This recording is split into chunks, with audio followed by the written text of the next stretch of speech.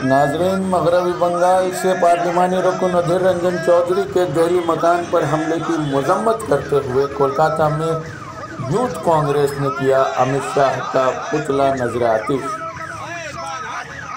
मगरबी बंगाल छात्र परिषद के सदर सौरभ प्रसाद और सेक्रेटरी इंतखाब अख्तर प्रदेश यूथ कांग्रेस की क़यादत में आज 3:30 बजे दिन वज़ीर दाखिला अमित शाह का पुतला आग के हवाले किया गया कॉलेज स्ट्रीट क्रॉसिंग पर, जहां अमित शाह से इस्तीफे की मांग भी की गई। देखा जा रहा है कि बंगाल में जगह जगह कांग्रेसी एहतजाज कर रहे हैं और मजम्मत कर रहे हैं। दिल्ली में जो हमला किया गया है बीजेपी की ओर से, कहा जा रहा है कि बीजेपी की ओर से ये हमला किया गया और इसका जिम्मेदार माना जा रहा है भारतीय जनता पार्टी को।